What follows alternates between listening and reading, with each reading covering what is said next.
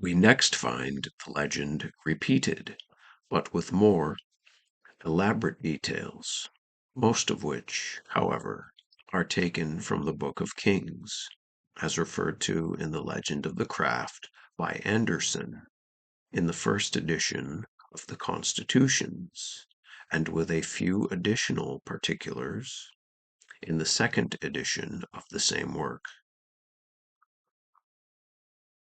Preston, the next important Masonic writer after Anderson, does not indeed relate or refer to the legend in any part of his illustrations of Masonry, but the theory that Masonry found its origin at the temple is to be deduced from the historical traditions contained in the third lecture of the Prestonian system, from which Webb derived it and has perpetuated it among American Masons to the present day.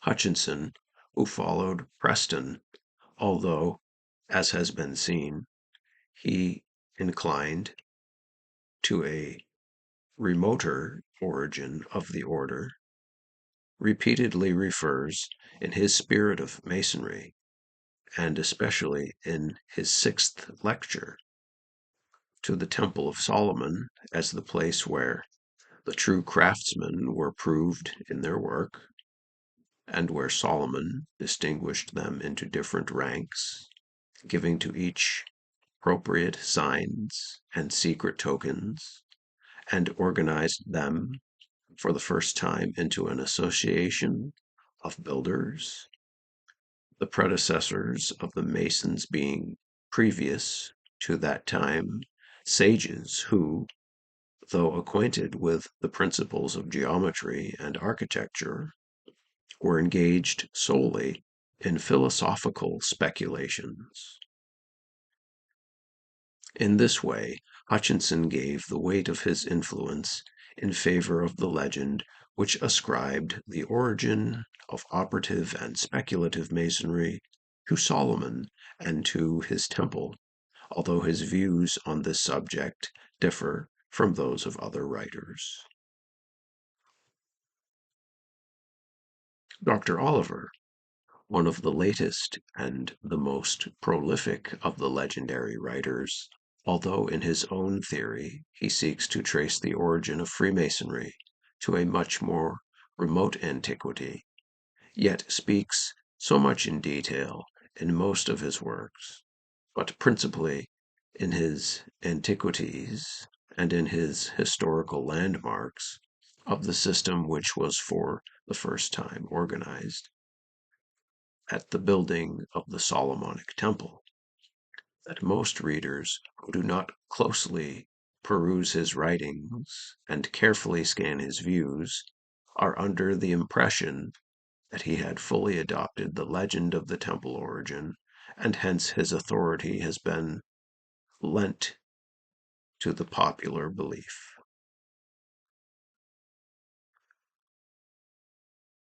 Existing, as may be supposed from the analogy of a similar legend of the Compagnons de la Tour among the craftsmen of the Middle Ages, transmitted to the revival era of the beginning of the 18th century, and since then taught in all the rituals, and sustained by the best Masonic writers up to a recent period.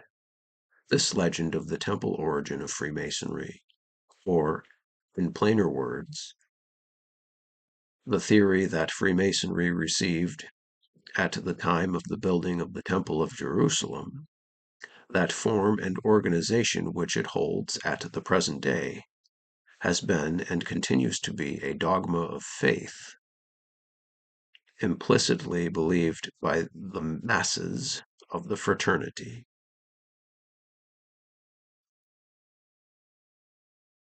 It is well, therefore, that we should now see what precisely is the form and substance of this popular legend, as received at the present day by the body of the craft. It may be stated as follows.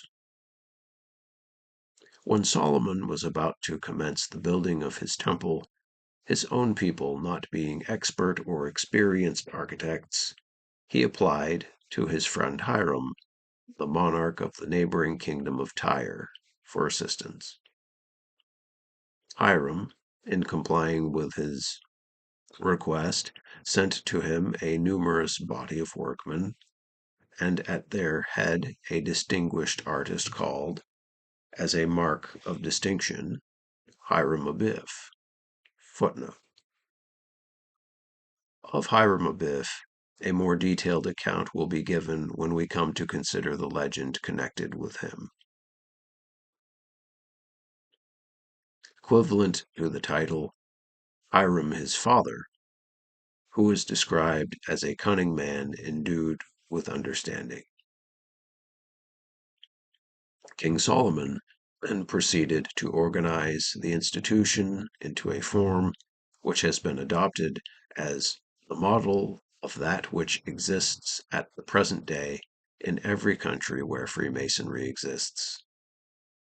The legend that contains the classification of the workmen at the temple, which has been adopted in the rituals of modern Masonry, is derived partly from Scripture and partly from tradition. An examination of it will not be inappropriate. There are two accounts, slightly conflicting, in the scriptural narrative. In the second book of Chronicles, chapter 2, verses 17 and 18, are the following words. And Solomon numbered all the strangers that were in the land of Israel, after the number wherewith David his father had numbered them, and there were found 150,000 and 3,600. And he set 70,010 of them to be bearers of burdens, and 80,000 to be hewers in the mountains, and 3,600 overseers to set the people at work. The same numerical details are given in the second verse of the same chapter. Again, in the first book of Kings, chapter 5, verses 13 and 14, it is said, And King Solomon raised a levy out of all Israel, and the levy was 30,000 men, and he sent them to Lebanon, 10,000 a month, by courses. A month they were in Lebanon, and 2 months at home, and Adoniram was over the levy. In the legend of the craft, this enumeration was not strictly adhered to. The Cook manuscript says that there were 80,000 masons at work, out of whom 3,000 were chosen as masters of the work. The Lansdowne manuscript says that the number of masons was 24,000, but this number must have been a clerical error of the copyist, in which he is followed only by the Antiquity manuscript. All the other manuscripts agree with the Dowland and make the number of masons 80,000, including the 3,000 overseers or masters of the work. This statement does not accord with that which is in the Book of Kings, nor with that in Chronicles, and yet it is all that the legend of the craft furnishes. Dr. Anderson, who was the first author after the revival, who made an enumeration and classification of the workmen at the temple, abandoned the legend altogether and made up his account from the Bible. This he published in the first edition of the Constitutions, and tempered it with some traditional information, whence derived I do not know. But it is on this classification by Anderson that all the rituals that have been in use since his time are framed.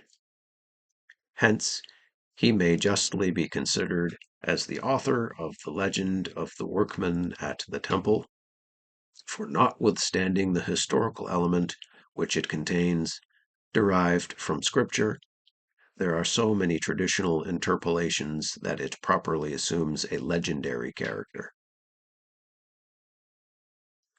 Anderson's account is that there were employed on the building 3,600 master masons to conduct the work according to Solomon's directions, 80,000 hewers of stone in the mountains, who he says were fellow craftsmen, and 70,000 laborers who were not masons, besides the levy of 30,000 who worked under the superintendence of Adoniram, making in all 183,600.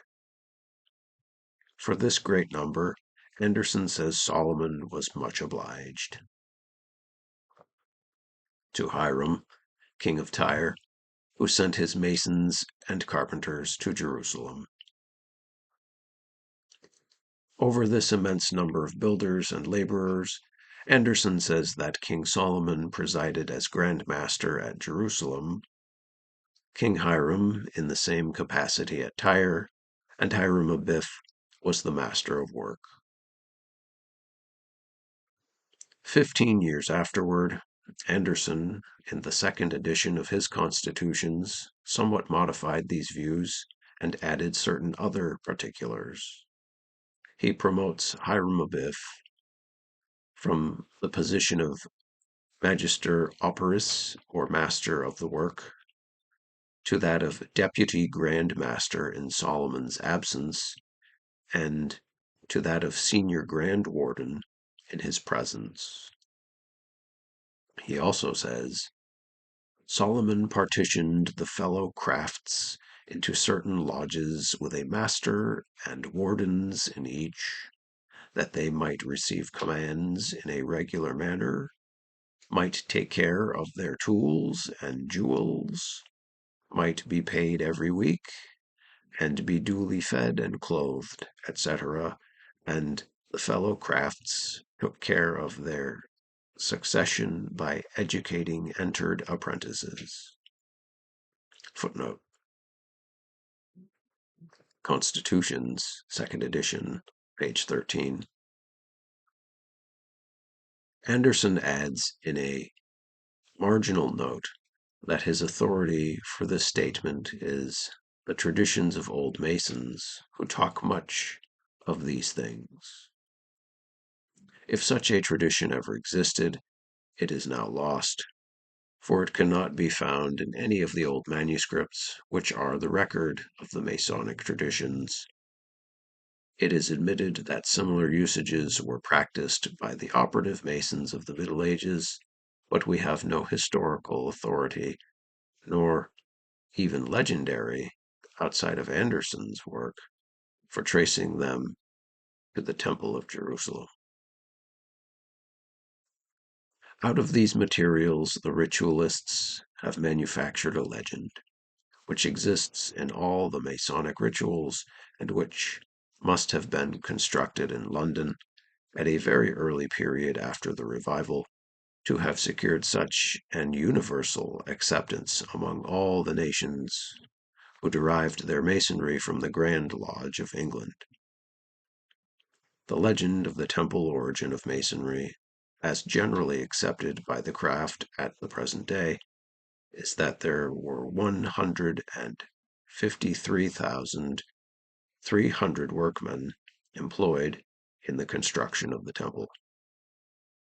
3,300 of these were overseers, among as well as over the craft, but who, at the completion of the temple, were promoted to the rank of master masons. The remaining workmen were divided into 80,000 fellow crafts and 70,000 entered apprentices.